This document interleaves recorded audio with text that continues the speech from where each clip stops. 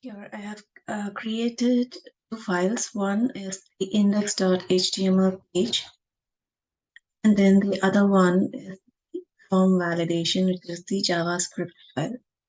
In the index page, I've just created a basic HTML file, which has the head and the body, and within body we have the header, which has one h1 tag, and then within main we have three HTML elements, like one is for label for displaying the first name, and then we have the input type text box, and then we have the span wherein we can use it to display some error like first name is mandatory. And then we have one submit button. So within body we have also linked the JavaScript file here where we'll be adding the validations. So here in JavaScript file,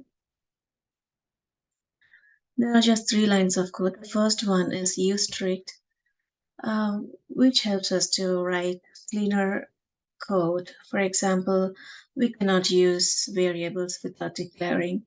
And then in the second line, we have this variable declaration. We have used let, and then this is the variable name, display equals to document.querySelector. So document is an interface and it has many methods within it. And one such method is the query selector method. So query selector has one parameter, so wherein we can use to fetch a CSS selectors, such as here we are fetching label. So this is an element CSS selector. Similarly, we can use it to fetch using ID selector and also label selector and so on. And then here, since we have used label, we are trying to display the this element selector in the console. So we have used console.log of tag display, which is this variable name. So this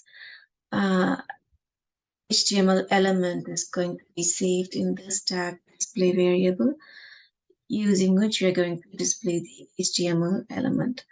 So for label here, we have this line. So we are trying to display this entire HTML line. So when we open the browser,